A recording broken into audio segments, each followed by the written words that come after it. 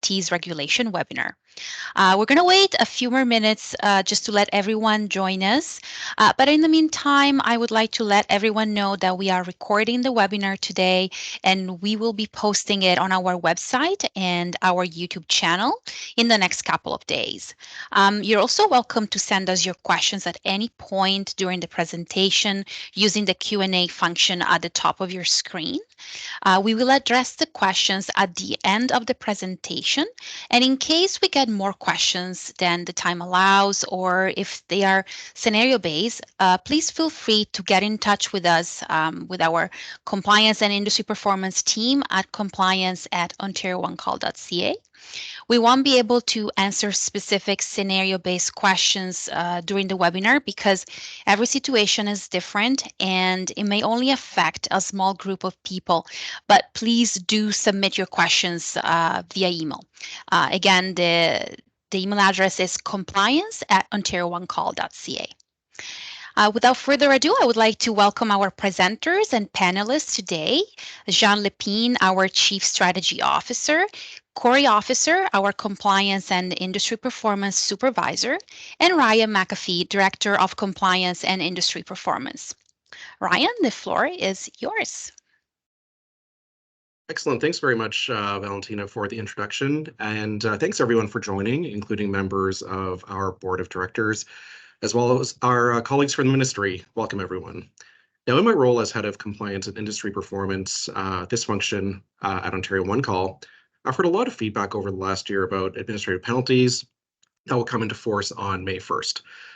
I think everyone will learn something new today, but if there's anything additional or different content that would be helpful to hear from us, please let us know through the Q&A function during the webinar or by reaching out to the Compliance and Industry Performance team, or CAPE, directly.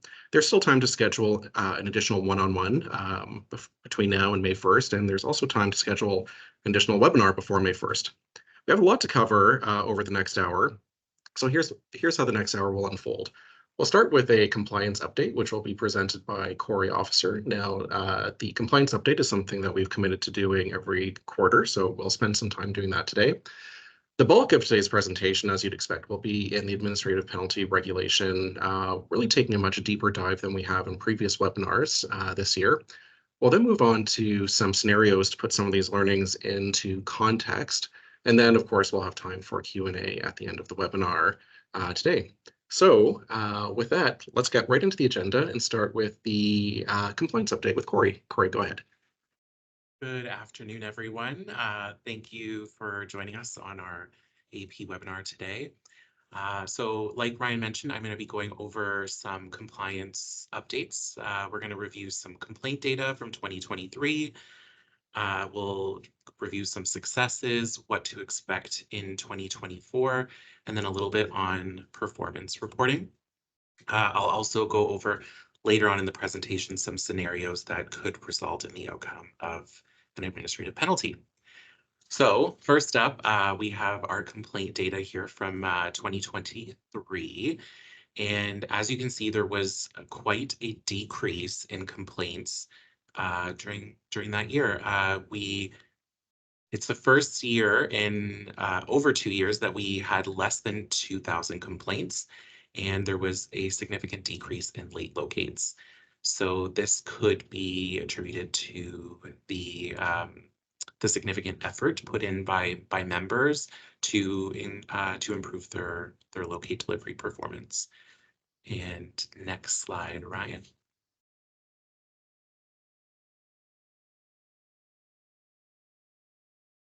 Thank you. So like I had mentioned, during 2023, the successes were the reduction of complaints and the majority of them were late locates, and the great success that the members had with their delivery performance. What to expect in 2024 with the extended timelines on project work. We expect that members will just continue this improvement moving forward into 2024. And finally, just touching on performance reporting, the compliance team will be sending out performance reports over the next couple days and weeks to the top 25 members by notification volume. Now, we haven't done this for the last couple months, so we're picking that back up. It'll be December, January, and February. All 3 months will be sent out. And if you are not part of the top 25, you can pull your compliance data through the web portal. So you can do that by searching by station code and exporting the spreadsheet. And there, if you slide all the way to the far right, there will be columns there for your compliance data, whether or not that particular notification was non-compliant and which bucket it fell into, if it was 0 to 5, 6 to 10, 11 to 15, and 16 plus. And if you require any assistance pulling this information, you can reach out to the CAPE team at compliance@ontarioonecall.ca. Next slide. So going into 2024, this is the complaint data for February and then a combined January and February. So again, complaints are down. That's fantastic. Late locates are down even more, which is fantastic. So I just want to say keep up the great work. And I am going to hand it off to Ryan to talk about some administrative penalties. Thank you.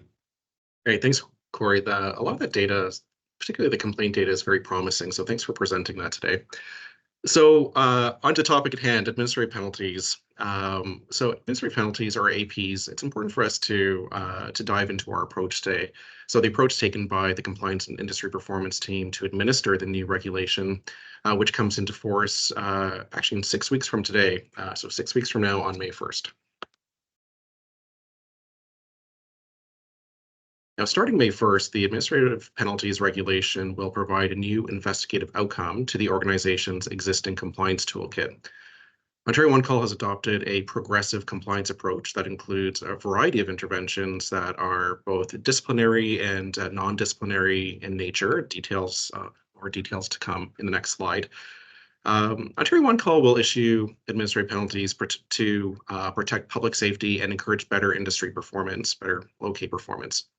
It's important to note that APs may be issued either reactively, for instance, following a complaint investigation, or proactively, for example, as part of a data-driven compliance project. In year one, though, our focus will be on responding to complaints. We'll present a couple scenarios later on to explain the difference between proactive and reactive work. Now, in terms of Ontario One Call's outreach, this is now the third webinar where we've discussed our AP approach in the last few weeks. Many of you in the audience today may have heard me share information during the Dedicated Locator Town Hall a few weeks ago, as well as the Advanced Locates webinar just last week. But today we'll take a much deeper dive into our approach.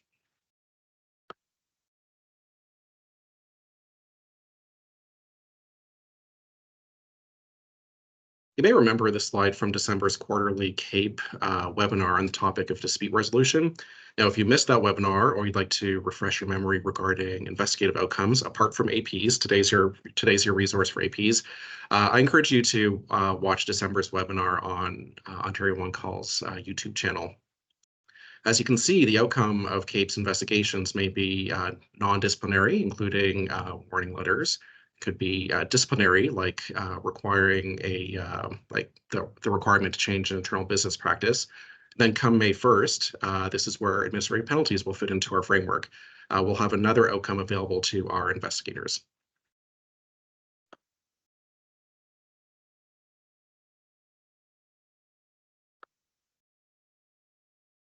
This slide shares some important principles at the core of our compliance approach. There's a lot to this slide, so let's spend some time on it. Ontario One Call has a zero quota philosophy, and an important part of that is that assessors don't have any targets to meet in terms of issuing administrative penalties. Now, this approach is central to being a modern regulator. Administrative penalties are a tool to encourage compliance, and also they're meant to overcome instances where obligated parties, members and excavators, have enjoyed an economic benefit by breaking the law. APs are not a tool for Ontario One Call to generate revenue. There are no automatic APs, meaning that no penalty will be issued based on performance data alone. Assessors may consider issuing an AP once an investigation has determined noncompliance. Why would that be? So let's dig into it. Let's dig into it a little bit. So um, talking about 300 or 360 feedback, which is a requirement in our legislation, also bolstered by our rules and bylaws, these data are critical, but data alone may not be enough to issue an administrative penalty. When 360 information isn't submitted, without an investigation, we can't be sure if that's an indicator that a locate is incomplete or if the locate is complete, but someone failed to update 360, which would be a different shortfall that could result in an administrative penalty. So in order to issue an AP, an assessor has to connect a shortfall to certain parts of our legislation. Moving on, there are no AP cases at Ontario One Call. Now, APs represent an important tool or outcome that can be issued by assessors upon the conclusion of investigation. But probably the better way to put it is that we'll never start an investigation with the intention to issue an AP. On the contrary, our work is to verify compliance, and where there's a shortfall, then yes, issuing an AP may be an option. Investigations are more likely to result in a penalty where an assessor finds there's been a public safety shortfall, poor conduct, or a repetition of an offense by an obligated party. It's important to draw a nexus here to the data that Corey shared in his first section. So while there are parties whose locate performance has stagnated or worsened, there are also underground infrastructure owners who have, over the last year, improved by leaps and bounds. So history is very important to an assessor's decision making. And finally, Ontario One Call will be issuing administrative penalties starting May 1st. There's no retroactivity in our legislation, which means that a penalty won't be issued for a contravention that occurred before May 1st, 2024.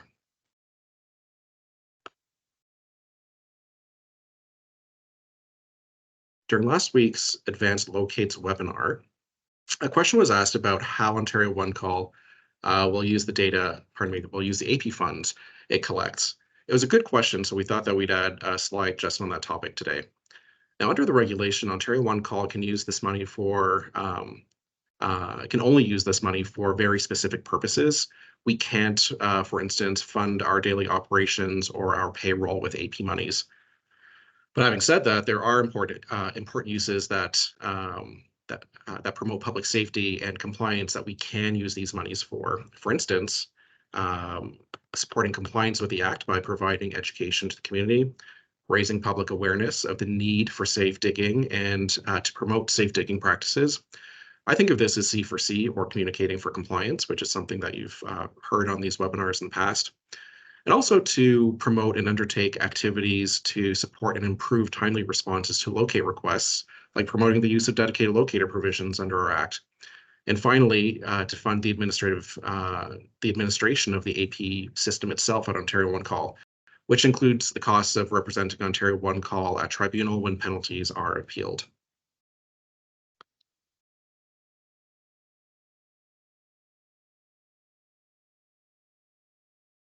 So central to our approach is the function of the assessor. Now, Ontario One Call's assessors hold the job title of investigator here in the compliance industry performance team. So you'll probably hear me saying assessor, investigator interchangeably. It's because investigators are assessors here. Now, as assessors appointed by the board of directors here at Ontario One Call, they work independently and use their discretion to decide whether to issue an administrative penalty. Assessors perform their function in keeping with One Call's Code of Conduct for compliance personnel, which is available on our website for review. Now, while only an assessor can determine whether to issue a penalty, there's an approvals process in place to ensure that all investigations are thorough and procedurally fair before moving to the outcome stage. Although it's not a requirement, in some cases, contraveners may have the opportunity to respond to the assessor's notice of intention to issue an administrative penalty prior to the penalty being issued. This optional procedural step is not intended where public safety has been jeopardized or when contraventions are ongoing or repeated. As you'd expect, cases concerning public safety and priority projects are handled with the highest urgency by the CAPE team.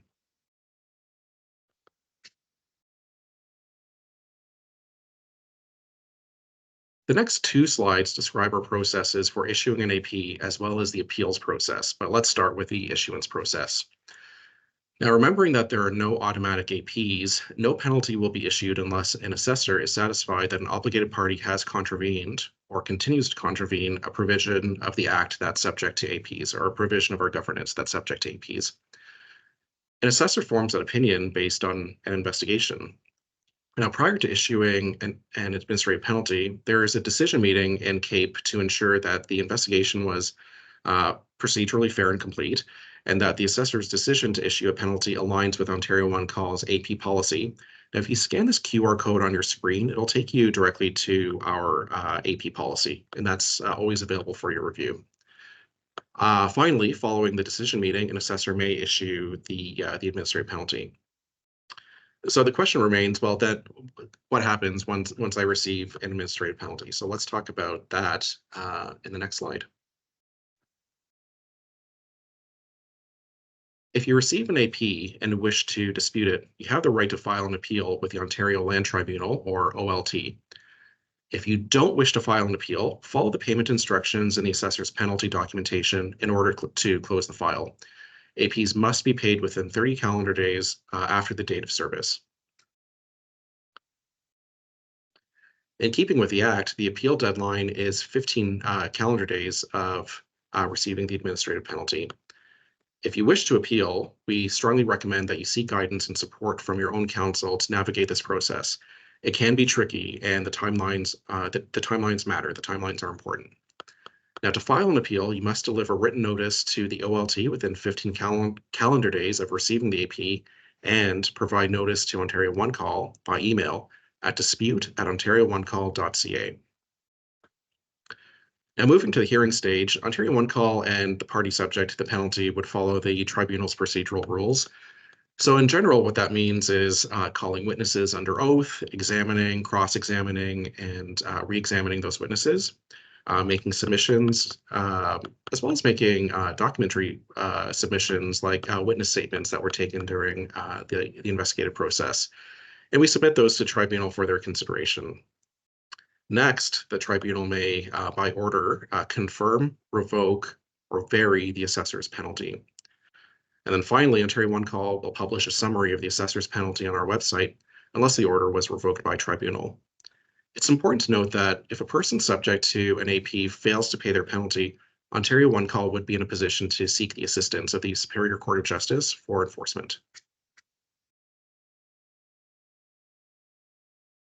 We'll now move on to some helpful scenarios to walk the community through how we'll practically be administering our administrative penalty regulations. So back over to you, Corey. Thank you, Ryan. So I'm going to go over three scenarios. The first two are reactive and the final one is proactive. So let's start with, this is just your average late locate complaint scenario. So the team would receive an allegation or a complaint through the online complaint form. They would then determine that the locate was in fact late, and then we would issue a formal complaint letter.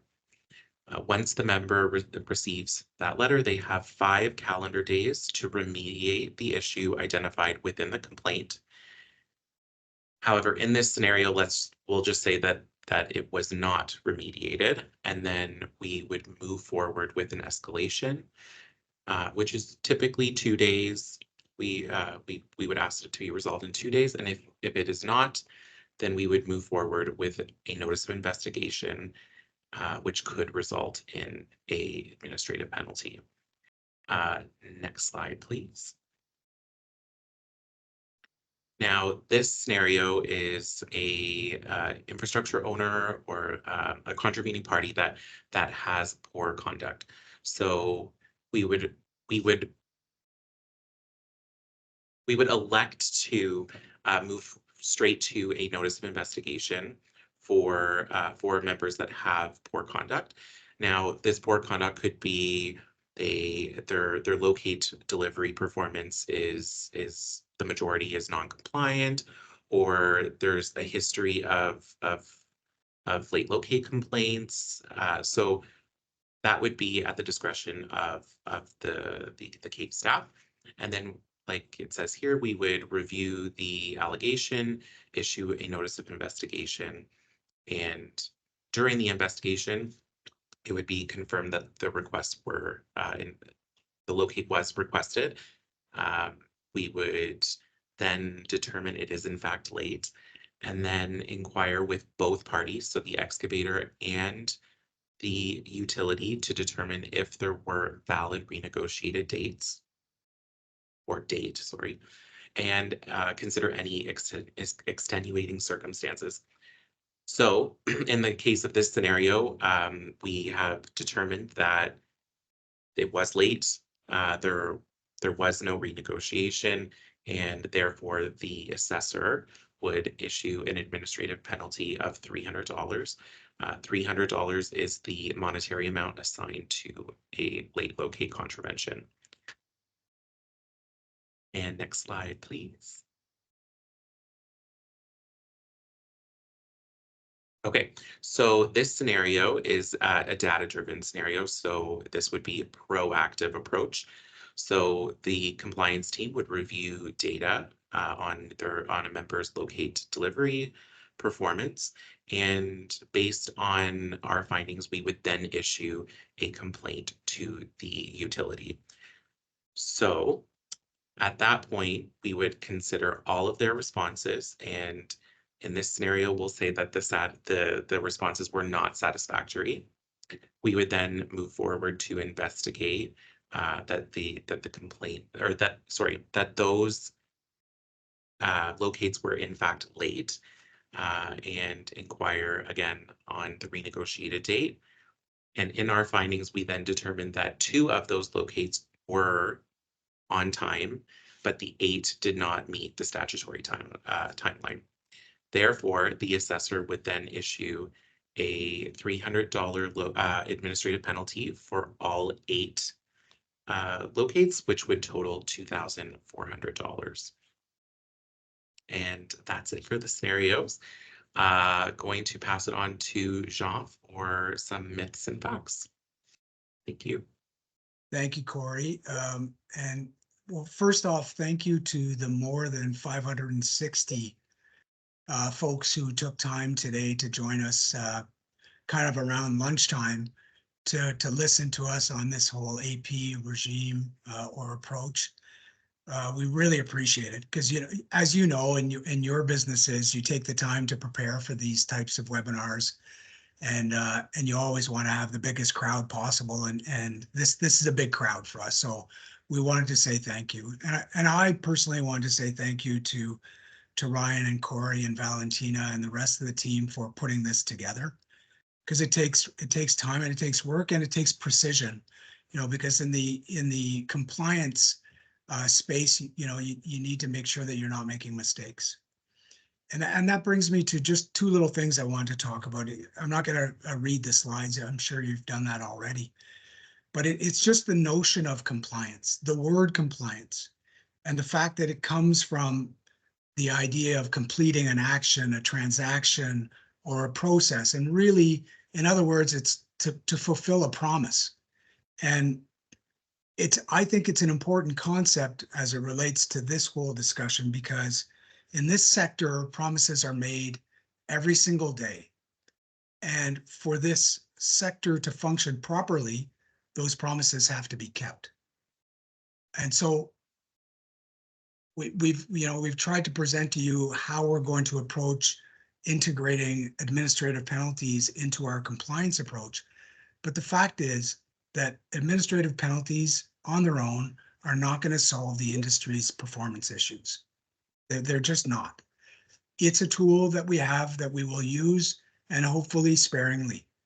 But we want to continue, and I think we've been very clear, we want to continue to work with industry, with our partners, with the ministry, with other folks, to just improve performance over time so that we get to that place where promises are made and promises are kept. When we get there, I think this industry will be stronger for it. So thank you all for taking the time to fit us into your day. I think there is a Q&A coming up next, but we really appreciate, even for those of you who have to jump off now, thank you for taking the time to listen to us. Thank you, Jean, Ryan, and Corey, for the presentation. We are already seeing quite a few questions coming in, which is great. So I'm going to start, and I also have our Director of Communications and Marketing, Ian Simpson, with us. So the two of us will be asking all the questions that we are receiving now. Okay, so one thing that I also want to remember, everybody, is that we are recording this webinar and we will be posting it on our YouTube channel. You will also receive an email from us in the next couple of days with the recording. And I know some people already ask if we can share the slides. Absolutely, we can share them along with the recording. Okay. As an excavator, am I required to renegotiate the timeline on a locate request if a member LSP have reached out? Furthermore, is there an AP assigned to a scenario where a member renegotiates without an agreement from the excavator? I can answer that question. So first off, there is no administrative penalty for falsely renegotiating. Secondly, a renegotiation is an agreement between the excavator and the member, or by proxy, their LSP. So we did receive a question like this in last week's webinar. So I'm glad this question came up. It's a lot of the feedback that we were getting is that some utilities or LSPs are communicating to excavators that the excavator will not be compliant if they do not agree to a renegotiation. To clear this up, excavators are not required to renegotiate. It is at their discretion if a member or an LSP reach out asking to extend the timeline. That is their decision if they want to agree or disagree. Okay. Thank you. Fantastic. Okay, I have a question here. It's about the amount of APs that can be sent out at once. So the question is, how many administrative penalties can be issued at once? I'll take this one. Thanks very much for that, Ian. And also thank you everyone who's taken the time to write questions to us today and also before the webinar. Greatly appreciated. So the relationship between APs and a particular contravention can be as much as, 1-for-1. So where there's a contravention, an administrative penalty can be issued. But it's a good question because, as you saw in Corey's scenarios, there is a daily administrative penalty that could also be assessed by an investigator here at Ontario One Call where non-compliance is ongoing. So those are daily, or perhaps you might want to think of them as stacking penalties. So you have the initial penalty that's being issued by an assessor for non-compliance, and let's use the late locate scenario because it's a little bit simpler to put into context. Is that if the administrative penalty, pardon me, if the locate is not done the following day or the day after that or the day after that, despite having received a penalty, an assessor may issue an additional penalty for each day or part of a day that that locate is not complete. So the objective is that as a tool to as a tool of deterrence, that we hope that we won't be issuing many daily penalties because the community has improved and that the locate is in fact completed, meaning that there's not a need to issue additional APs for the same non-compliance. Thank you, Ryan. Moving on, will a contravention have an immediate AP? I could take that one. I think as Ryan and Corey tried to articulate, there are no automatic APs. So a penalty could be issued once an assessor is satisfied that a contravention has occurred, but work has to be done for the organization, for the compliance team to get to that point. So there's not just a system of you pass this line and there's an automatic. It's not like a speeding camera. So it's not automatic, and we want to be very clear about that. Fantastic. Great answer, Jean. Corey, I have a question for you. This popped up while you were talking about the performance reporting. The question comes in about performance reporting throughout 2024. You had mentioned that you're just getting to it now. This question is, will reporting continue throughout 2024? Yes. Yeah. Okay. So we will send December, January, and February, and then every month after that, we will continue to send them to the top 25 members by notification volume. Fantastic, Corey. And I'll just mention as well that you do also put performance on the website as well, so people can see more at an industry glance. Thank you so much, Corey. Pass it on to you, Valentina. Yes, thank you, Ian. We have some questions about how to submit a complaint and how long will it take for the compliance department to respond. I can take that. So we respond to 100% of the complaints that are filed with Ontario One Call. So we have a new complaints portal. Well, I guess it's not new anymore. We implemented a new system over the last year to manage complaints. I would say that so visit us on our website in order to see the complaints portal. And during the busy season, our timelines may be longer than they are sort of an off season, but all of our complaints are addressed by the compliance team. Fantastic. Thank you, Ryan. Here's another question just about process. So, talking about timelines just in general, like timelines, when do you see timelines come in? Like, how long does it take for an AP to be issued, investigations? There's a lot of questions around that have come in. Yeah, it's a good question. And I'll start by saying that administrative penalties are a brand new tool for Ontario One Call as well. So while administrative penalties can be found in a variety of different regulatory statutes, and as an inspector investigator under different programs, I've personally been able to issue administrative penalties at different times in my career, so I have some familiarity with that. Having said that, because we haven't issued an administrative penalty, we're not exactly sure what the timelines will be. But what I can say is that, by and large, our investigations close within a month.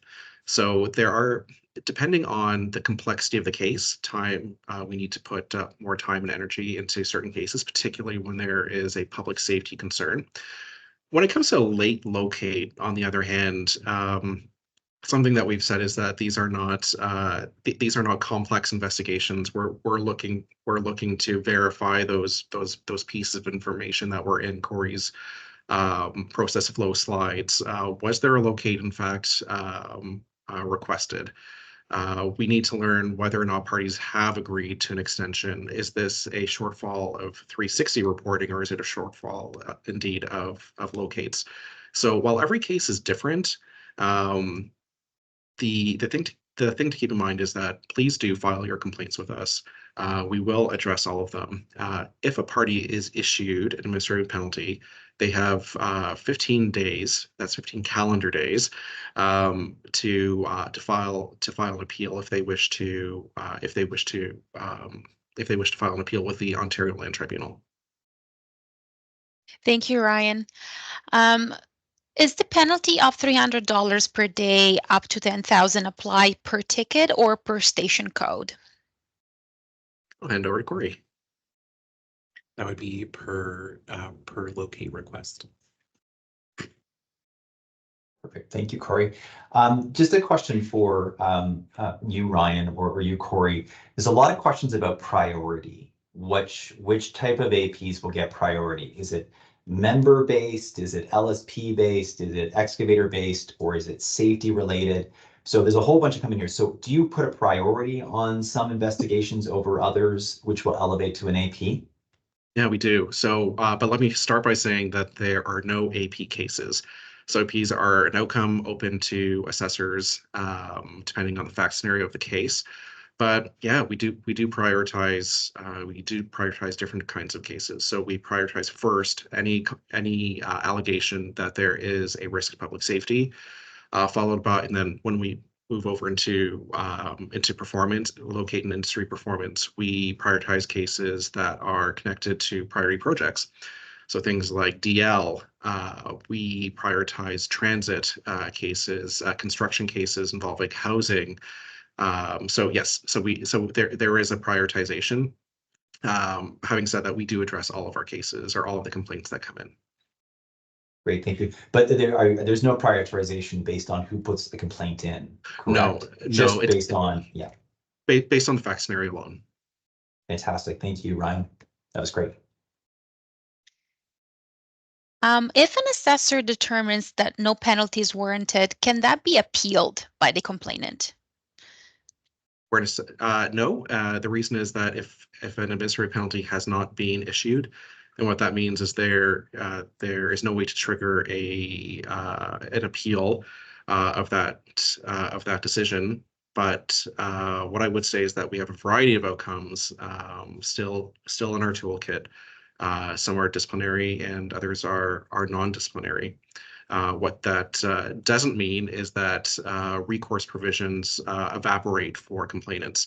So while an outcome made by the compliance industry performance team may not meet parties' expectations or hopes for how something might be resolved, bearing in mind we need to follow our governance, we need to be compliant with the Act, and we need to be compliant with our code of conduct, is that there may still be options for excavators who have damages. So in order to do that, we recommend speaking to your own counsel in order to determine what options are available. Fantastic. I'll just take this moment at this time to say that there's fantastic questions coming in, and a lot of them. We might not be able to get to all the questions that are coming in here, and if we miss your questions because they're scenario-based or very specific, please reach out to the compliance department and they would be happy to answer them. Again, that email is compliance@ontarioonecall.ca. But still, we're going to get through a lot more questions. So I have one right here. It's a great one. It's about an assessor's process. So I know you mentioned that assessors are your investigators. What happens if they get it wrong? Like, is that if they don't respond in a timely manner, or they contact the wrong person, the wrong member? It was the example they give. What happens in those scenarios? Can the case continue? Can it not continue? So an assessor, so our investigators and their role as assessors, they are employees of Ontario One Call. So their processes are investigative process, and as well as the AP policy that's posted on our website, which means that our investigative team are quite skilled at their work, and they do complete investigations thoroughly. And there is an approvals process for every category of investigation that happens at Ontario One Call. And then when it comes to whether a penalty should be assessed, only an assessor or issued, only an assessor can make that decision. What I would say is that there's a lot of conversation when it comes to the issuance process, because we want to make sure that that where a penalty is issued, that doesn't align with our policies. Great. Thank you, Ryan. Thank you, Ryan. Why would an excavator get an administrative penalty? Or do you, Corey? Yeah, I can take that. So the excavators have some responsibilities under the legislation. So there are several administrative penalties assigned to a contravention that could occur from an excavator. In the most prominent one would be excavation without locates. So if they have excavated without requesting locates from Ontario One Call, there is also excavation with expired locates. And I think there's another one. Let me get back to you on that, but there are contraventions that would require an excavator to pay an administrative penalty if that is the outcome of the investigation. Fantastic. I have another one based on excavators specifically. There's been a lot of questions that have come in for a term called ticket dumping. I'm not sure if everyone understands what that term is, but ticket dumping. So wherever you frame the answer, please tell people what ticket dumping is. How is One Call responding to ticket dumping, and is there anything in the APs that will help with ticket dumping? Yep. So there is an administrative penalty connected to ticket dumping. Now, the phrase ticket dumping means a person requesting locates without the intention of beginning their excavation or dig within 30 days. So yes, these are cases that could potentially result in the issuance of an administrative penalty, depending on the fact scenario. Fantastic. Thank you, Ryan. Sorry, and just to jump in there, the other contravention is for sharing locate information. That's the other AP for excavators. Thank you, Corey. Does assessors take into account municipally declared emergencies? Yeah. So when it comes to the investigation, we sort of use the phrase extenuating circumstances broadly. This certainly would be a circumstance that an assessor would take into consideration when determining whether or not to issue administrative penalty. Other factors might be things like health and safety issues, ground contamination. There are factors to take into consideration, and yes, that would be one of the factors that, if present, if impacting timeliness, that an assessor would consider. Fantastic. I had a question about statute of limitation. So is that in effect for your investigations or APs? Yes. So under our governance, we have a 2-year statute of limitations from the time that the assessor becomes aware of the contravention, which means that we have some time before we issue an administrative penalty in order to do our work well. I think something that, although I've said this in webinars in the past, perhaps it bears repeating that. These webinars are often about us giving guidance to our regulated community about how to achieve compliance. But as a regulator, we need to stay compliant too. So we have governance that we need to follow. And some cases are just more complex. So they will potentially take time. So there is a statute of limitations, and that is an important piece to our work. Thank you, Ryan. Will a Tier 1 call refer any complaints to the member first before investigating?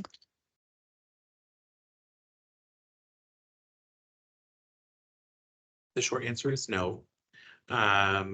We do handle certain complaints informally. So a perfect example of that is let's say missing paperwork.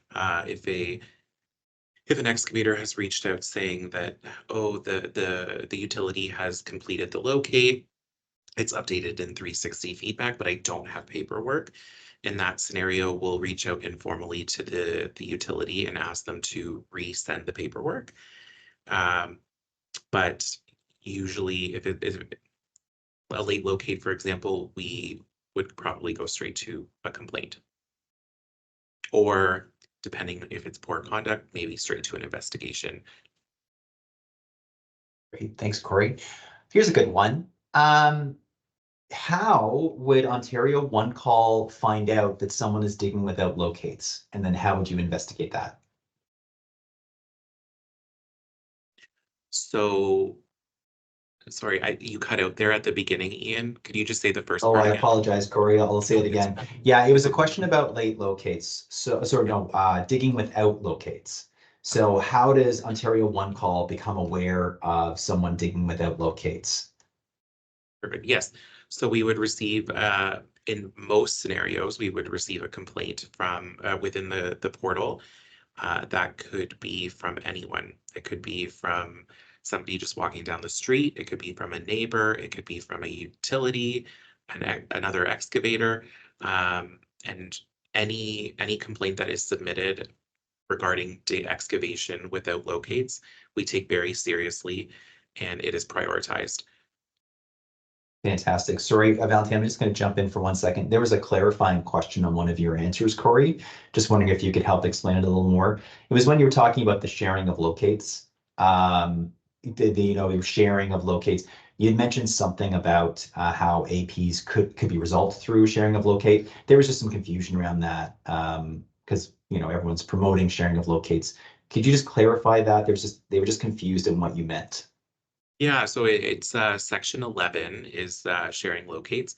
So it's when sharing of locates is done incorrectly. So if an excavator is not sharing it correctly, it could result in an administrative penalty. Great, thank you. Thank you, Corey.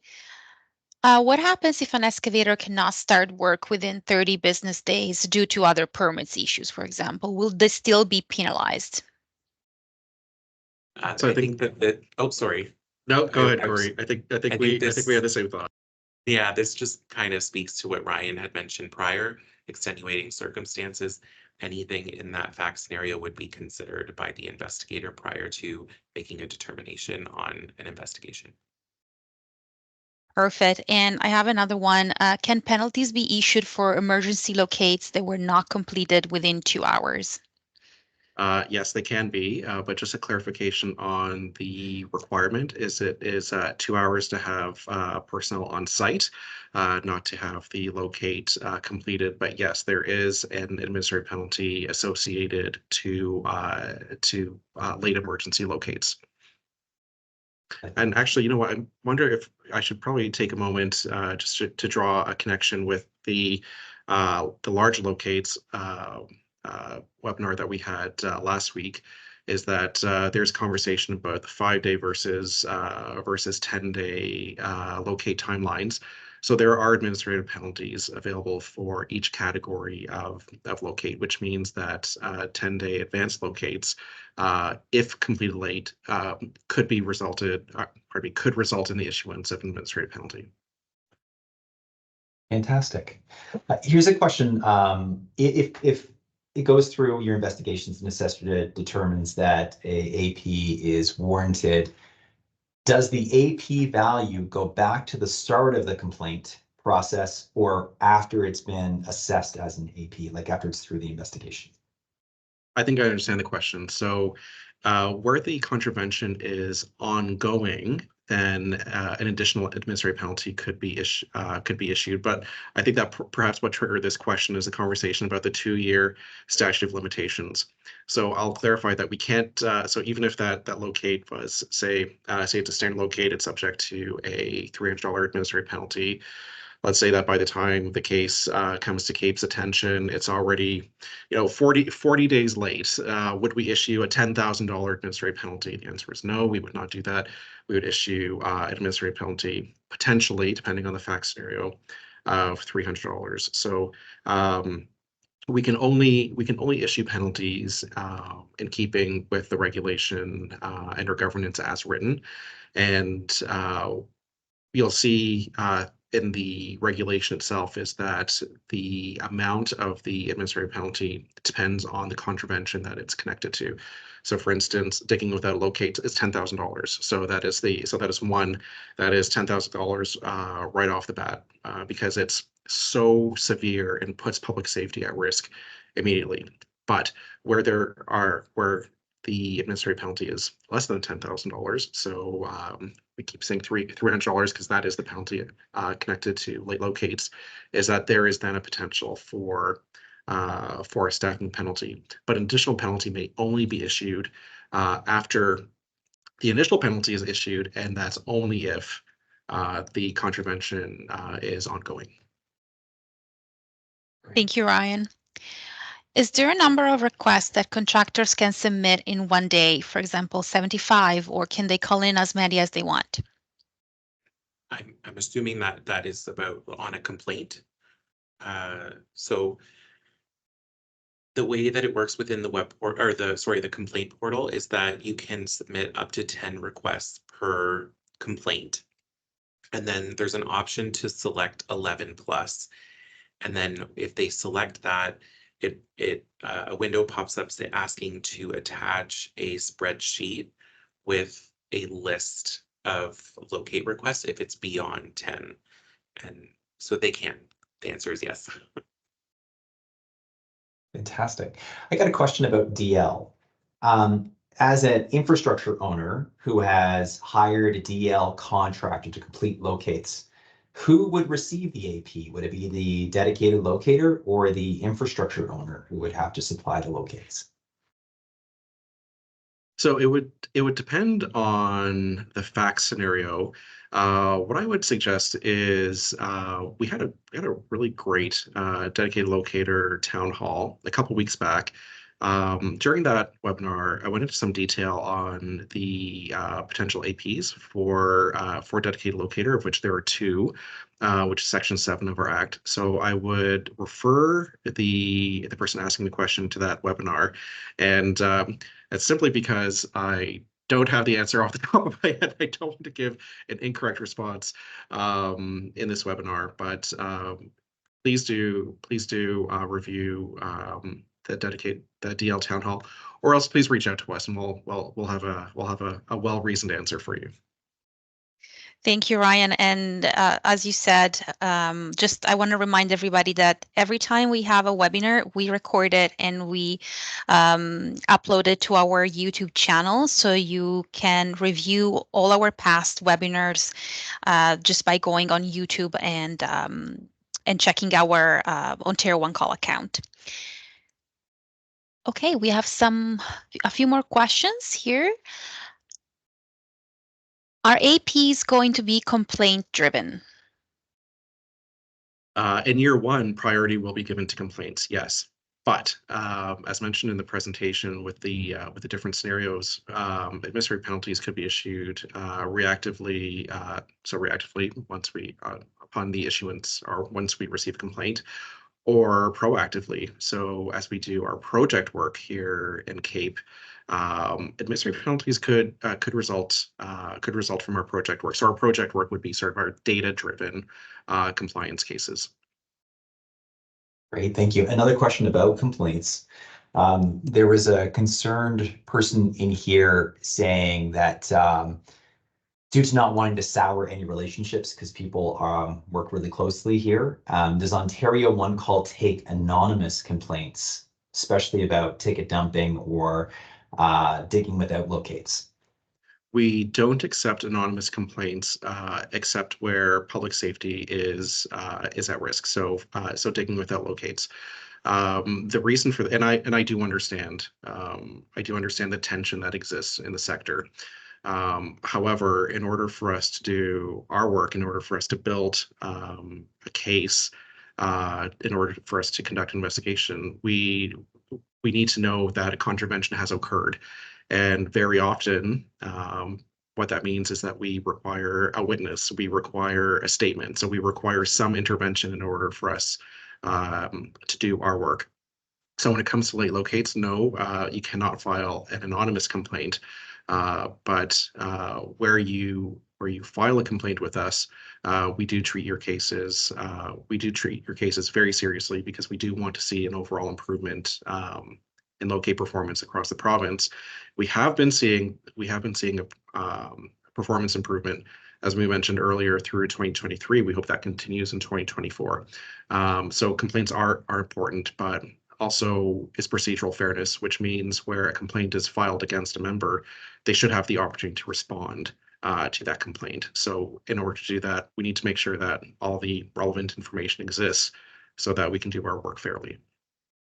Great. And just to add to what Ryan had mentioned, so when it comes to public safety, yes, you can submit an anonymous complaint through the portal. And I just want to we've received some complaints. We do require a email. So if you are submitting a complaint anonymously about excavation without locates, it removes all of the contact information. However, we do need an email in order for us to reach out for information. You don't have to provide contact information when we reach out, but we need that email. So some people have questions that is it really anonymous? So I just wanted to clarify that. Thank you, Corey.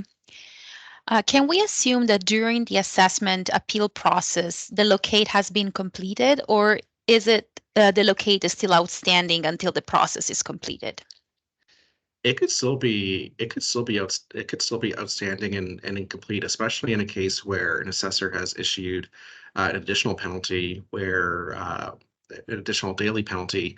Now, the administrative penalty tool is not a tool that causes the locate to be completed. It's not an order to complete the locate.